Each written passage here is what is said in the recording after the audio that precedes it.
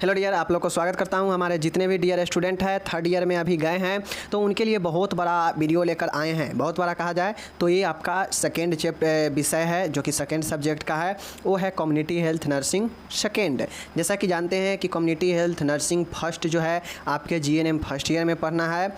दूसरी चीज़ें जो पढ़ना है कम्युनिटी हेल्थ नर्सिंग सेकेंड वो आपके थर्ड ईयर में पढ़ना है। और थर्ड ईयर में दो सब्जेक्ट मेनली पढ़ना है, एक मिडवाइफरी एंड गायनिकोलॉजी जहाँ पे प्रसूति से लेके प्रसव, डिलीवरी, प्रेगनेंसी सब के बारे में, भ्रूण के बारे में, शिशु के बारे में पढ़ना रहता है। वहीं पे बात किया जाए तो दूसरा जो है कम्युनिटी हेल्थ नर्सिंग सेकेंड, तो उसमें आपके कम्युनिटी हेल्थ से रिलेटेड साथ में ग्रामीण हेल्थ, डिस्ट्रिक्ट हेल्थ, जिला स्तर पर, राज्य स्तर पर सभी तरह के समुदाय और स्वास्थ्य का जो है पढ़ाई किया जाता है। तो चलिए हम आज लोग देखेंगे, अच्छे से समझिएगा। आपको यहाँ पे इंग्लिश भी दिया गया है, इंग्लिश वाले लोग इंग्लिश में इसको पढ़ेंगे। इंग्लिश आप जो है PDF हिंदी इंग्लिश दोनों एक ही में दिए हैं ताकि जो हिंदी वाले हैं हिंदी में पढ़े, इंग्लिश वाले हैं इंग्लिश में पढ़े, और जो दोनों पढ़ना चाहते हैं वो दोनों में पढ़कर अपना नॉलेज को और बूस्ट कर सकते हैं। ओके, चलिए बाकी अगर आप इंग्लिश में देना चाहते हैं तो आपको वर्ड मीनिंग मजबूत होना चाहिए, तब जाके आप अच्छे से एग्ज़ाम दे सकते हैं इंग्लिश में, वरना वर्ड मीनिंग गलत होगा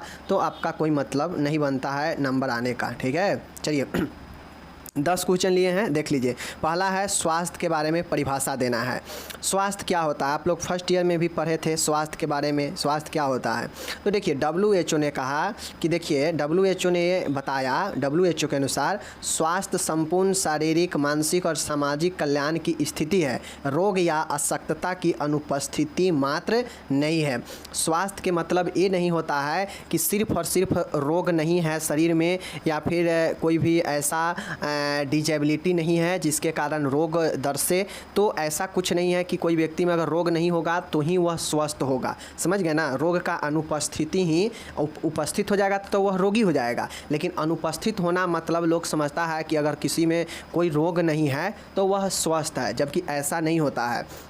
देखते होइएगा कितने लोगों का, वह कितने व्यक्ति जो है उसको बाहर से कोई बीमारी नहीं दिखेगा, लगेगा एकदम अच्छा है, लेकिन उसका मानसिक संतुलन बिगड़ा हुआ रहता है। तो वह जब उससे बोलेंगे, बात करेंगे, या उस बात पर उससे कुछ ऐसा वाक्य पूछेंगे जिससे वह डर जाएगा, घबरा जाएगा, या लड़ाई झगड़ा करने पर उतारू हो जाएगा, तो वो जो है व्यक्ति पागलपन और मानसिक रूप से पीड़ित होता है, जो आपको इनडायरेक्टली दिखता है, डायरेक्ट नहीं दिखता है। तो यही WHO यही कहा कि स्वास्थ्य जो है संपूर्ण शारीरिक, मानसिक और सामाजिक कल्याण का स्थिति है, जिसमें शरीर का भी कल्याण हो, अपना मानसिक स्वास्थ्य भी हो, और समाज के प्रति भी सामाजिक कल्याण की भी बात हो, वही संपूर्ण स्वास्थ्य होता है। समझ गए, सिर्फ और सिर्फ रोग का ही अनुपस्थित होना स्वास्थ्य न कहलाता है। समझ गए ना, चलिए ये समझ गए।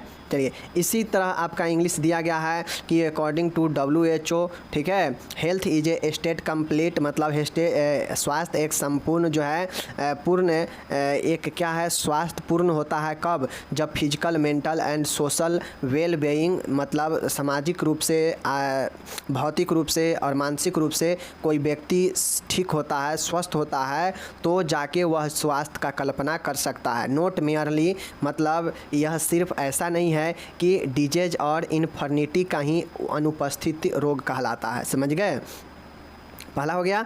दूसरा यहाँ पे देखिएगा सामुदायिक स्वास्थ्य, कम्युनिटी हेल्थ क्या है। तो आप लोग फर्स्ट ईयर में भी पढ़े हैं कि सामुदायिक स्वास्थ्य क्या होता है। समझ रहे हैं ना चीज़ को, सामुदायिक स्वास्थ्य क्या है, आप लोग फर्स्ट ईयर में भी इसको अच्छे से पढ़े थे। ठीक है, फर्स्ट ईयर में आप लोग इसको अच्छे से पढ़े थे। सामुदायिक स्वास्थ्य, देखिए WHO के अनुसार, विश्व स्वास्थ्य संगठन के अनुसार, सामुदायिक स्वास्थ्य से तात्पर्य है समुदाय के सदस्यों की स्वास्थ्य स्थिति। मतलब सामुदायिक स्वास्थ्य का मतलब समझ रहे हैं ना, कि समुदाय में जितने भी लोग रहते हैं, जितने समुदाय में लोग हैं, सदस्य हैं, उनका स्वास्थ्य का स्थिति कैसा है, यही सामुदायिक स्वास्थ्य होता है। उनके स्वास्थ्य को प्रभावित करने वाले समस्या एवं समुदाय में उपलब्ध स्वास्थ्य के प्रति देखभाल की समग्रता से है। अर्थात समुदाय जो होता है, सामुदायिक स्वास्थ्य जो होता है, वह निरोधात्मक, प्रिवेंटिव, मतलब बचाव वाला होता है, क्यूरेटिव मतलब उपचारात्मक होता है, और तीसरा जो है आपका स्वास्थ्यवर्धक होता है, प्रोमोटिव होता है। ऐसे सेवाओं का एकीकरण होता है और वही कम्युनिटी हेल्थ होता है।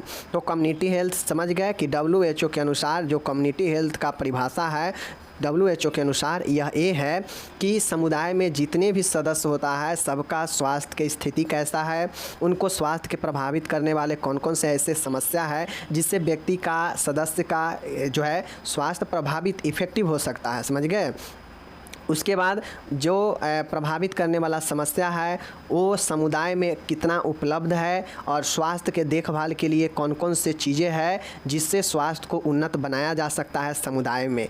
तो यह जो है देखभाल के लिए 3 तरीका के जो है आपको सेवा दिया जाता है। पहला निरोधात्मक प्रिवेंटिव, दूसरा क्यूरेटिव उपचारात्मक, और तीसरा स्वास्थ्यवर्धक मतलब प्रोमोटिव प्रकार का सेवा का एकीकरण होता है। और यही तीनों सेवाओं मिलकर सामुदायिक स्वास्थ्य बनाता है। ये सब किसके लिए होता है? तो समुदाय में रह रहे सदस्यों के लिए होता है। समझ गए।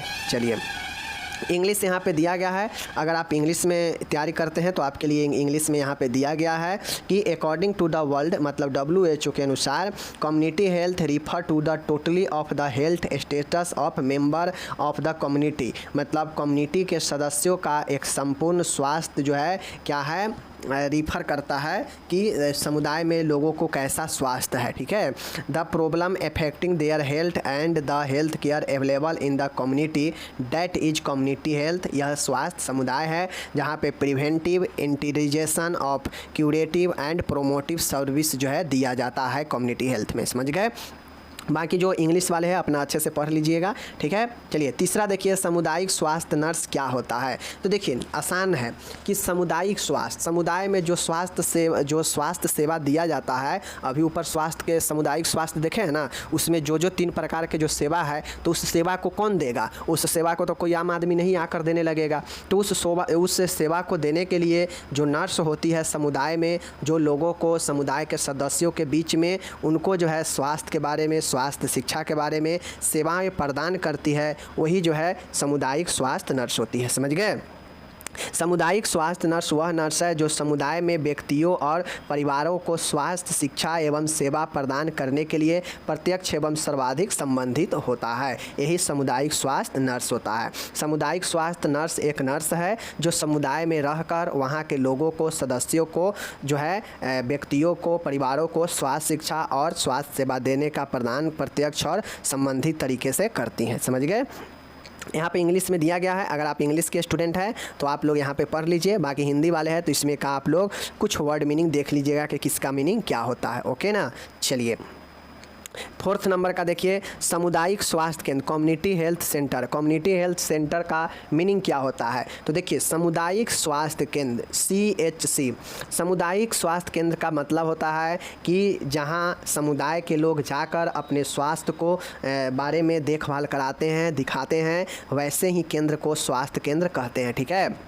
देख लीजिए सामुदायिक स्वास्थ्य केंद्र। देखिए सामुदायिक स्वास्थ्य केंद्र ग्रामीण स्वास्थ्य सेवाओं के अंतर्गत सेवा उपलब्ध कराता है। यह मैदानी क्षेत्र में 1,20,000 जबकि पर्वतीय और आदिवासी क्षेत्रों में 80,000 की जनसंख्या को कवर करता है। ठीक है। प्रत्येक सामुदायिक विकास खंड में सामुदायिक स्वास्थ्य केंद्र की स्थापना की जाती है। ठीक है। देखिए कम्युनिटी हेल्थ सेंटर जो होता है यह एक सेंटर होता है, एक केंद्र होता है जहाँ पे एक छोटा मोटा स्वास्थ्य के देखभाल के लिए चीज़ें बनाया जाता है, जहाँ पे लगभग आपको 10 बेड के आसपास होता है। और वहाँ पे जो भी पेशेंट जाता है, जैसे नॉर्मल समझ लीजिए कम्युनिटी हेल्थ सेंटर जो है आपके प्रखंड लेवल पर होता है। समझ गए ना। जो आपका प्रखंड होगा, ब्लॉक होगा, उस लेवल पर सामुदायिक स्वास्थ्य केंद्र का जो है स्थापना किया जाता है। मैदानी क्षेत्र में यह 1,20,000 के जनसंख्या पे, क्योंकि मैदानी क्षेत्र में जनसंख्या अधिक होता है इस कारण यह ज़्यादा जनसंख्या को कवर करता है। जबकि पर्वतीय क्षेत्र और आदिवासी क्षेत्र में जनसंख्या कम होने के कारण इसे जो है 80,000 के जनसंख्या को ही कवर करने के लिए दिया जाता है। मतलब एक सामुदायिक स्वास्थ्य केंद्र मैदानी क्षेत्र में 1,20,000 के जनसंख्या पे और पर्वतीय क्षेत्र में 80,000 के जनसंख्या पे होता है। और यह प्रत्येक विकास खंड में जो है, यह प्रत्येक सामुदायिक विकास खंड में, ठीक है, सामुदायिक स्वास्थ्य केंद्र की स्थापना किया जाता है। समझ गए ना। यह प्रत्येक जो है ब्लॉक में जो होता है ना, ब्लॉक डेवलपमेंट जो होता है आपका, वह विकास जो है वहीं क्या किया जाता है, इसका स्थापना किया जाता है। समझ गए चीज़ को। जहाँ पे क्या किया जाता है कि ग्रामीण स्वास्थ्य सेवाओं को सेवा उपलब्ध कराया जाता है। समझ रहे हैं चीज़ को। चलिए अब यहाँ पे देख लीजिए कि यही है community health centre provides service under rural health service. यह ग्रामीण स्वास्थ्य सेवा के अंदर में अपना सेवा प्रोवाइड कराता है। इट कवर पॉपुलेशन इतना in the plain surface and 80,000 in the hill और tribal area. Okay, community health centre is established in every community development block. यह सभी ब्लॉक में जो है आपको ब्लॉक लेवल पर इसका स्थापना किया जाता है। समझ रहे चीज़ को। चलिए ये हो गया आपका। नेक्स्ट देखिएगा 5 नंबर का है प्राथमिक स्वास्थ्य केंद्र, प्राइमरी हेल्थ सेंटर। अब आप लोग को मैं बता दूं, प्राइमरी हेल्थ सेंटर जो होता है कम्युनिटी हेल्थ सेंटर से नीचे लेवल का होता है। समझ गए। ये जो होता है यह ग्रामीण समुदाय एवं चिकित्सक के मध्य पहला संपर्क होता है। कोई भी सरकारी जो आपका सेवा होता है, यह पहला जो है डॉक्टर और, समझ गए ना, यह यहाँ पे डॉक्टर और ग्रामीण के बीच जो पहला संपर्क होता है वह प्राथमिक प्राइमरी हेल्थ सेंटर ही होता है, जहाँ पे डॉक्टर से पेशेंट मिल सकता है सरकारी डॉक्टर से। समझ गए। वहाँ पे डॉक्टर होते हैं रियली में। ये प्राइमरी हेल्थ सेंटर पहला ऐसा चिकित्सक का और समुदाय के लोगों के बीच पहला संपर्क होता है। समझ गए। प्राथमिक स्वास्थ्य केंद्र का गठन मैदानी क्षेत्र पर 30,000 की जनसंख्या, जबकि पर्वतीय आदिवासी क्षेत्र की 20,000 की जनसंख्या को कवर करने हेतु दिया जाता है। देखिए ये जो आपका प्राइमरी हेल्थ सेंटर होता है, तो यह मैदानी क्षेत्र यानी समतल क्षेत्र जहाँ का होता है वहाँ 30,000 की जनसंख्या पे, और जो पर्वतीय क्षेत्र होता है जहाँ आदिवासी क्षेत्र होता है उधर 20,000 की जनसंख्या को ही कवर करने के लिए दिया जाता है। समझ गए। चलिए ये समझ गए आप। अब नेक्स्ट यहाँ पे आप लोग देख लीजिए, इसकी स्थापना एवं रख रखाव राज्य सरकारों के न्यूनतम बुनियादी आवश्यकता कार्यक्रम के अंतर्गत होता है। ये जो आपका प्राइमरी हेल्थ सेंटर है, इसका रख रखाव का जिम्मेदारी राज्य सरकार के पास में होता है। ओके, इसमें रोगियों के लिए 4 से 6 बिस्तर होते हैं तथा रोगी के निदान संबंधी कुछ सुविधाएँ भी उपलब्ध होते हैं। देखिए प्राइमरी हेल्थ सेंटर है तो उतना बड़ा होता नहीं है, क्योंकि यह ज़्यादा जनसंख्या को कवर करने के लिए इसे बनाया नहीं गया है। यहाँ पे बेसिक ज़रूरी की चीज़ें होता है। समझ गए। जैसे फर्स्ट एड में जो जो चीज़ ज़रूरी होता है, उसी प्रकार से प्राइमरी हेल्थ में भी जो जो चीज़ें ज़रूरी है उसको यहाँ पे रखा जाता है। जैसे 4 से 6 बेड का बिस्तर लगा होता है प्राइमरी हेल्थ सेंटर में, और रोगों के निदान हेतु कुछ सुविधाएँ उपलब्ध होता है। विशेष सुविधा नहीं होता है। विशेष सुविधा लेना है तो CHC में जाइए, डिस्ट्रिक्ट हॉस्पिटल में जाइए, सदर में, या फिर मेडिकल में जाइए, और उससे ऊपर स्पेशलिस्ट में जाइए। ठीक है। तो प्राइमरी हेल्थ सेंटर समझ गए आप लोग। देखिए प्राइमरी हेल्थ सेंटर दिया गया है कि this is first contact between the rural community and the doctor. यह सामुदायिक स्वास्थ्य, समझ गए, ग्रामीण स्वास्थ्य और चिकित्सक के बीच पहला संपर्क होता है। Primary health centre has been set up to cover 30,000 population of plain area while, जबकि 20,000 की जनसंख्या हिल और ट्राइबल एरिया में। समझ गए। चलिए अब यहाँ पे देख लीजिए कि यह देयर एस्टेब्लिश इसका जो स्थापना है और मेंटेनेंस का कार्य यह मिनिमम बेसिक नीड प्रोग्राम के अंतर्गत स्टेट गवर्नमेंट करती है। समझ गए। It has 4 to 6 beds for patient and some facility. यहाँ पे 4 से 6 बेड लगा होता है और कुछ सुविधा होता है। Related to diagnosis of disease are also available, और यहाँ पे कुछ बीमारियों के निदान से रिलेटेड सुविधा भी उपलब्ध होता है। समझ गए चीज़ को। चलिए छठा देखिएगा यहाँ पे उप केंद्र सब सेंटर क्या होता है। यह ग्रामीण जन समुदाय के लिए स्वास्थ्य तंत्र की प्रथम इकाई है। सब सेंटर देखिए वो था आपका कम्युनिटी, ग्रामीण कम्युनिटी में था, जहाँ पे 4-5 गांव, 6 गांव या 10 गांव के मिलाकर एक सब सेंटर रखा जाता है, एक प्राइमरी हेल्थ सेंटर रखा जाता है। लेकिन उप केंद्र जो होता है सब सेंटर जो होता है यह ग्रामीण जन समुदाय के लिए स्वास्थ्य तंत्र की प्रथम इकाई है। उप केंद्र का गठन मैदानी क्षेत्र के 5,000 की जनसंख्या, जबकि पर्वतीय और आदिवासी क्षेत्र के 3,000 जनसंख्या को कवर करने हेतु किया जाता है। देखिए उप केंद्र जो होता है बहुत जो है आपको यहाँ पे रेयरली केस में जो है आपको पेशेंट को देखा जाता है। सब सेंटर एक मदद पहुँचाने के लिए गाँव में खोला जाता है सरकार के द्वारा। जो देखते होइएगा कि एक मकान में 1 या 2 रूम में बना होता है, जहाँ पे आपको नर्सेज वगैरह बैठती है और टीकाकरण वगैरह के बारे में जो है जानकारी लोगों को देती है, स्वास्थ्य के बारे में जानकारी देती है, ठीक है ना। तो यह सब सेंटर जो है प्रथम तंत्र होता है ग्रामीण में, गांव में जन समुदाय के लिए, मतलब समुदाय के लोगों के लिए, और यह स्वास्थ्य तंत्र का प्रथम इकाई होता है सब सेंटर। समझ गए, उपकेंद्र, चीज़ों को समझ गए। चलिए, sub centre, this is the first unit of the health system for the rural population. This is the first unit मतलब यह प्रथम इकाई है, ऑफ द का हेल्थ सिस्टम स्वास्थ्य इकाई का, फॉर द रूरल पॉपुलेशन मतलब ग्रामीण जनसंख्या के लिए, ठीक है। The sub centre is formed to cover 5,000 population of plain area while 3,000 population of hilly and tribal area. समझ गए चीज़ को। चलिए, 7वां नंबर का है जन स्वास्थ्य कानून, पब्लिक हेल्थ लॉ क्या होता है। देखिए, यही सब कुछ नए चीज़ें हैं जिसके बारे में आपको जानना है। समझ गए ना। पब्लिक हेल्थ लॉ क्या होता है, जन स्वास्थ्य कानून क्या होता है, देख लीजिए।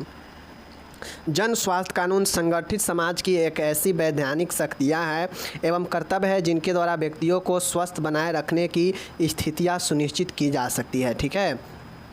जन स्वास्थ्य में आने वाली समस्याओं का सामना करने के लिए प्रभावी जन स्वास्थ्य कानूनों का होना आवश्यक है। जन स्वास्थ्य कानूनों के अभाव में, ठीक है, सामुदायिक स्वास्थ्य का संरक्षण एवं स्तर प्राप्त करना असंभव है, ठीक है ना। देखिए, जन स्वास्थ्य कानून का मतलब है पब्लिक हेल्थ लॉ का कि अगर आपको एक कानून नहीं बनेगा तो कोई भी, जैसे मानिए कि जिसका अगर जॉब हुआ है हेल्थ डिपार्टमेंट में, अगर कानून नहीं बना रहेगा तो न उसको डर रहेगा और न कोई पब्लिक के डर रहेगा। पब्लिक भी जो है वो संपत्ति को नष्ट कर सकती है। दूसरी चीज़ें है कि जो स्वास्थ्यकर्मी हैं वो भी अपने कामों से, अपने कर्तव्यों से विमुखर हो सकती है, सही से काम नहीं करेगी क्योंकि उसको कोई डर भय रहेगा नहीं, तो वो जो है अपने आप को क्या करेगी, अपने आप को बहुत ज़्यादा बिंदास में रखेगी। तो इसलिए कानून बनाया जाता है ताकि आपको या किसी व्यक्ति को जो स्वास्थ्य दिया जाएगा, उसका देखभाल किया जाएगा, तो उसके प्रति वह बिल्कुल लगन से करे अपने शक्ति, क्योंकि कानून है, कानून के डर से सब अपना अपना काम जो है करता है, ठीक है ना। तो उसी प्रकार से जो है जन स्वास्थ्य में जो है किया जाता है, जन स्वास्थ्य कानून जो है बनाया गया है ताकि सब अपने अपने कामों को अपने ईमानदारी पूर्वक कर सके। समझ गए ना। तो देखिए, जन स्वास्थ्य कानून संगठित समाज की एक ऐसी वैधानिक शक्ति है, मतलब यह एक संवैधानिक शक्तियाँ हैं एक संगठित समाज का, जो एवं कर्तव्य है जिनके द्वारा व्यक्तियों को स्वस्थ बनाए रखने की स्थितियाँ सुनिश्चित की जाती है। संविधान में, जो संविधान है हमारा, उस संविधान में आप लोग को पता है कि हम लोग का जो है कुछ कर्तव्य दिया गया है। कर्तव्य क्या है कि हम देश के प्रति ईमानदार बने, देश के हित में काम करें, ठीक है ना। साथ में अगर कोई सरकारी संपत्ति है तो उसको नुकसान नहीं पहुंचाना है, उसको मदद करना है और आगे विकसित करने में। इस तरीक़ा के हमारा कर्तव्य है एक आम नागरिक को। उसी प्रकार से हमारा कर्तव्य तो ये सब है, लेकिन उसी प्रकार से संविधान में भी जो है हमारा कुछ अधिकार है। समझ गए ना। एक आम नागरिक का भी अधिकार है। कर्तव्य तो हमारा है ही कि हम देश को आगे बढ़ने में सपोर्ट करें, मदद करें, अच्छा से चलाने में, कोई ऐसा चीज़ नहीं करे जिससे देश को क्षति पहुँचे, नुकसान हो। तो ये तो मेरा कर्तव्य है। लेकिन संविधान में कुछ चीज़ें हैं जो हमें अधिकार भी देता है। अधिकार क्या देता है कि हम आराम से अपने आज़ादी से कहीं भी जा सकते हैं, घूम सकते हैं, बोल सकते हैं, पढ़ाई का आज़ादी है, हमें कोई भी धर्म को मानने का आज़ादी है, प्रचार प्रसार करने का आज़ादी है, ठीक है। कोई दबाव नहीं दे सकता है, कोई बंदी किसी को नहीं बना सकता है, कोई ज़बरदस्ती किसी से काम नहीं करवा सकता है। इस टाइप से कुछ अधिकार है, ठीक है। अगर इस अधिकार को कोई उल्लंघन करता है तो उसके ऊपर कानूनी कार्रवाई होता है। उसी प्रकार से जन स्वास्थ्य कानून जो है वह क्या करता है कि एक वैधानिक शक्ति देता है एक संगठित समाज में कि जो स्वास्थ्य का क्षेत्र है वहाँ पे सब चीज़ अच्छे से चले, चाहे वो स्वास्थ्यकर्मी के द्वारा हो या फिर कोई पब्लिक जन समुदाय के द्वारा हो, सब एक दूसरे से कनेक्ट होकर इसे प्रभावी रूप से बनाकर इसका काम कर सके। समझ गए ना। और एक प्रभावी स्वास्थ्य जो है लोगों को दे सके। समझ गए चीज़ को। चलिए, ये आप लोग समझ गए। अब पब्लिक हेल्थ लॉ के बारे में देख लीजिए। Public health law are such a statutory, ठीक है, power and duties of the organisation society by which condition can we ensure to keep individual healthy. मतलब यह पब्लिक हेल्थ जो है क्या करता है, श्योर करता है कि हर एक व्यक्ति का स्वास्थ्य, एक व्यक्तिगत स्वास्थ्य जो है एक अच्छे तरीक़ा से सबका हो। यह जो है पब्लिक हेल्थ के द्वारा इंश्योर किया जाता है कि सबको एक अच्छा स्वास्थ्य, बेहतर स्वास्थ्य मिलेगा, ठीक है, उसका देखभाल किया जाएगा, ठीक है ना। चलिए, नहीं तो सरकारी हॉस्पिटल में जाइएगा, अगर उस पर सरकार का कंट्रोल नहीं रहेगा, संविधान का कंट्रोल नहीं रहेगा, तो आप जाइएगा, आपका हिम्मत होगा कि बोल के चलाने का, नहीं बोल के चलाने का, ठीक है ना। चलिए, it is necessary to have effective public health law. इससे होता यह है कि पब्लिक हेल्थ जो है वह क्या होता है, प्रभावी होता है और face the problem coming in public health. अब पब्लिक हेल्थ में कोई भी अगर समस्या आता है तो उसको फेस करता है कौन, पब्लिक हेल्थ लॉ, समझ गए, और उसको समाधान करता है। In the absence of public health law, अगर पब्लिक हेल्थ लॉ के अनुपस्थिति में it is impossible to achieve the protect and level of community health. मतलब कहना है कि अब्सेंस है, अगर पब्लिक हेल्थ लॉज का अगर अब्सेंस है, अनुपस्थिति है, अगर नहीं है, तो इस कंडीशन में असंभव है कि आप जो है कम्युनिटी हेल्थ को प्रोटेक्शन दे सके, सुरक्षा दे सके, ये असंभव हो जाएगा। बिल्कुल सही बात भी है। ओके, चलिए 8वां नंबर का देखिएगा, ग्रामीण स्वास्थ्य सेवाएं, रूरल हेल्थ सर्विस क्या होता है। ग्रामीण क्षेत्रों में जन समुदाय के स्वास्थ्य को उन्नत व बेहतर बनाए रखने के लिए सरकार व विभिन्न संस्थाओं द्वारा प्रदान की जाने वाली स्वास्थ्य सेवाएं ग्रामीण स्वास्थ्य सेवाएं कहलाती है। देखिए, ग्रामीण क्षेत्रों में ग्रामीण स्वास्थ्य सेवा है, नाम से यह स्पष्ट है, ग्रामीण स्वास्थ्य सेवा मतलब गांव में लोगों को स्वास्थ्य सेवा दिया जाएगा। वो स्वास्थ्य सेवा में विभिन्न प्रकार के देखभाल, विभिन्न प्रकार के उनको जो भी देखभाल दिया जाएगा वह ग्रामीण स्वास्थ्य सेवा में ही आएगा। ग्रामीण क्षेत्रों में जन समुदाय मतलब समुदाय के लोगों के स्वास्थ्य को उन्नत मतलब बेहतर बनाए रखने के लिए सरकार के द्वारा भी और कुछ ऐसे सोसाइटी में कुछ ऐसे संस्था होते हैं, प्राइवेट या फिर ट्रस्ट कुछ होता है, जो अपने तरीक़ा से जो है अपने तरफ से जो है स्वास्थ्य सेवा गाँवों में देता है, ठीक है ना, और यही ग्रामीण स्वास्थ्य सेवा होता है। ये सेवाएं राष्ट्रीय ग्रामीण स्वास्थ्य mission, national rural health mission NRHM के अंतर्गत दी जाती है। और गाँव में जो भी स्वास्थ्य सेवा दिया जाता है स्वास्थ्य को उन्नत बनाने के लिए, बेहतर बनाने के लिए, वह सब के सब इसी राष्ट्रीय ग्रामीण स्वास्थ्य मिशन के अंतर्गत दिया जाता है, समझ गए। चलिए, अब यहाँ पे देख लीजिए आप लोग, इंग्लिश इसका देख लीजिए क्या है, कहता है, देखिए, रूरल हेल्थ सर्विस, ग्रामीण स्वास्थ्य सेवा, health service provide by the government and various organisation to improve and maintain the health of the public in rural areas are called rural health service. मतलब यहाँ पे कह रहा है कि स्वास्थ्य सेवा प्रोवाइड किया जाता है, यह स्वास्थ्य सेवा जो है प्रोवाइड किया जाता है सरकार के द्वारा या फिर अनेकों संस्थान है उसके द्वारा स्वास्थ्य को इम्प्रूव करने के लिए और मेंटेन करके रखने के लिए जो है गांव में चलाया जाता है सेवा, और वही जो है रूरल हेल्थ सर्विस कहलाता है, समझ गए। चलिए, these service are provided under the national rural health mission NRHM, इसी के अंडर में ये सेवा दिया जाता है जो गाँव में प्रोवाइड कराया जाता है। ओके, चलिए, इंडिजीनियस सिस्टम ऑफ मेडिसिन, चिकित्सा की देसी प्रणाली, आयुष जो है आपका देसी चिकित्सा प्रणाली है जिसे हम लोग आयुष कहते हैं, ठीक है, या इसी को इंडिजीनियस सिस्टम ऑफ मेडिसिन कहते हैं। देख लीजिए चीज़ को यहाँ पे दिया गया है स्पष्ट रूप से, चिकित्सा की देसी प्रणाली आयुष विभाग के अंतर्गत आती है। मतलब जो चिकित्सा का देसी प्रणाली है यह आयुष विभाग के अंतर्गत आता है, जिसमें 5 प्रकार की चिकित्सा प्रणाली शामिल है, ठीक है। ये जो आयुष है, इसी आयुष के फुल फॉर्म से इतना ही जो है सेवा इस देसीय चिकित्सा प्रणाली में शामिल है, समझ गए। कौन कौन, आयुर्वेद, A फॉर आयुर्वेद, ठीक है, Y for yoga and naturopathy एक साथ है, योगा एंड नेचुरोपैथी एक साइड है। उसके बाद U फॉर यूनानी, S फॉर सीधा एंड H फॉर हेम्योपैथी। ये 5 प्रकार के जो है आपका सर्विस सेवा दिया जाता है, समझ गए।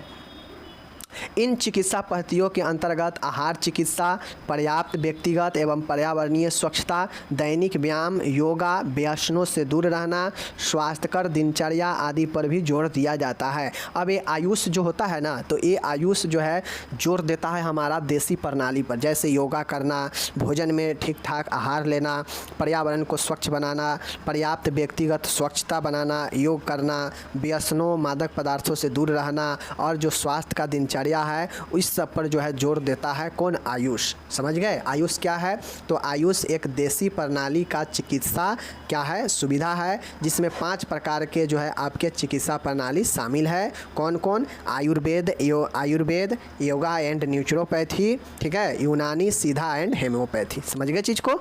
चलिए ये हो गया। इसी प्रकार से आपका यहाँ भी दिया गया है कि इंडिजीनियस सिस्टम मेडिसिन आयुष, ठीक है, indigenous system of medicine com under the division of Ayush. यह आयुष के आने वाला एक चिकित्सीय देसी प्रणाली है, विच इंक्लूड, जिसमें इंक्लूड है 5 टाइप्स मतलब 5 प्रकार के सिस्टम ऑफ मेडिसिन, जैसे आयुर्वेदा, योगा एंड न्यूट्रोपैथी, यूनानी, सीधा एंड हेम्योपैथी। ओके चलिए अब यहाँ पे आप लोग देख लीजिए फिर से क्या दिया गया है कि diet therapy, adequate personal and environment hygiene, daily experience, yoga, staying away from addiction, healthy routine ETC are also emphasised under these medical method. मतलब इसके अंतर्गत इस सारे चीज़ों को भी शामिल करके बेहतर स्वास्थ्य के लिए बनाया गया आयुष को। ठीक है 10th नंबर का यहाँ पे देख लीजिए, स्वैच्छिक स्वास्थ्य संगठन या फिर एजेंसी,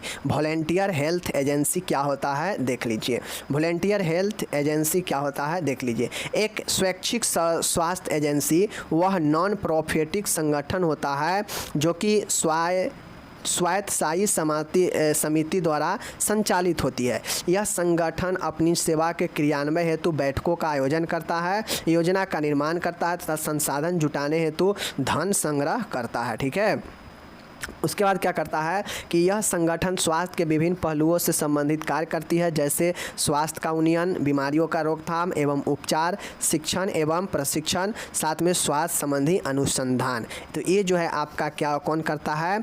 स्वैच्छिक स्वास्थ्य संगठन, volunteer health service, volunteer health agency. अब ये एजेंसी क्या करता है? तो ये एक देखिए, ये जो स्वैच्छिक स्वास्थ्य एजेंसी होता है यह नॉन प्रॉफिट संगठन होता है, इसको कोई जो है फ़ायदा नहीं होता है, लेकिन फिर भी यह एजेंसी कार्य करता है। किस लिए कार्य करता है? कि जो सेवा है, स्वास्थ्य सेवा है, इसको क्रियान्वयन क्यों करता है? तो इसलिए करता है ताकि अच्छे से अच्छे जो है, किस लिए करता है कि स्वास्थ्य का उन्नयन हो, बीमारियों का रोकथाम और उपचार किया जा सके, शिक्षण और प्रशिक्षण दिया जा सके और स्वास्थ्य से संबंधी अनुसंधान मतलब रिसर्च भी किया जाए। इसलिए यह लगा होता है बिना किसी प्रॉफिट के। समझ गए? और इसको क्रियान्वयन करने हेतु जो संस्था होती है, जो संगठन होती है, वह अपने समय समय पर बैठक का आयोजन करता है और योजना का निर्माण करता है और संसाधन जुटाने हेतु धन को जमा करता है, संग्रह करता है, और यही आपका स्वैच्छिक स्वास्थ्य संगठन हो गया। ओके चलिए अब यहाँ पे इंग्लिश में दिया गया है, इसको आप लोग देख सकते हैं। वॉलेंट्री हेल्थ ऑर्गेनाइजेशन, ठीक है देख लीजिए। A voluntary health agency is non profit organisation, मतलब बिना कोई फायदा का यह संस्था है। Run by an autonomous body, यह जो है क्या होता है? किसी ऐसे संगठन के द्वारा चलाया जाता है जो बिना किसी प्रॉफिट के चलता है। ठीक है यह एक स्वैच्छिक स्वास्थ्य एजेंसी होता है। समझ गए? Plans and collect found to mobilise the organisation, जो भी संस्था चलाती है वॉलेंटियर हेल्थ एजेंसी, तो वह संस्था जो है ऑर्गेनाइज करती है, मीटिंग को तैयारी करती है, प्लान बनाती है एंड जो है वह संसाधन को कलेक्ट करती है और उसके लिए वह क्या करती है? धन को जुटाती है। समझ गए? These organizations work related to various aspects of health such as promotion of health, prevention and treatment disease, education and training, health related researches। अब ये जो ऑर्गेनाइजेशन होता है यह वर्क करता है रिलेटेड टू वेरियस एस्पेक्ट्स, जैसे सच ए promotion of health, prevention and treatment of disease, education and training, health और related research etc। ये सब काम जो है इसका होता है। ओके समझ गए आप लोग? चलिए तो मैं आप लोग को बता दिया हूँ और आप लोग ये 10 जो है डिफिनीसन देखे हैं, अच्छे से समझ लीजिएगा। बहुत आसान था, कोई ज़्यादा डिफ़िकल्ट नहीं होता है। वीडियो बड़ा होने का कारण यही होता है कि हिंदी और इंग्लिश में है, इस कारण बड़ा होता है, वरना 20 मिनट में समाप्त हो जाता। आप लोग जो भी लोग हैं कहेंगे कि सर इंग्लिश दे दीजिए लेकिन इंग्लिश का बताइए नहीं, हिंदी में ही बताइए, तो हम हिंदी में ही बताएंगे, इंग्लिश दे देंगे। आप लोग इंग्लिश वाले इंग्लिश में पढ़ लीजिएगा, बाकी हम अच्छे से हिंदी में समझाएंगे, ताकि एक ही चीज़ में समझाएंगे जिससे समय कम पड़ जाए। बाकी जो इंग्लिश वाले होंगे वो इंग्लिश में पढ़ेंगे, इंग्लिश दिया रहेगा PDF में। ओके, चलिए जैसा आप कहेंगे वैसा ही करेंगे। कहेंगे कि सिर्फ हिंदी में ही समझाइए तो हिंदी में ही सिर्फ समझाएंगे, लेकिन दिया रहेगा हिंदी और इंग्लिश दोनों में आंसर। ओके, चलिए बाकी कहेंगे कि सर ठीक है ऐसे ही बताते रहिए तो कोई दिक्कत नहीं है, वीडियो थोड़ा बड़ा होगा लेकिन ऐसे ही हम दोनों लैंग्वेज में बताते रहेंगे। ओके, चलिए मिलेंगे अगले वीडियो में।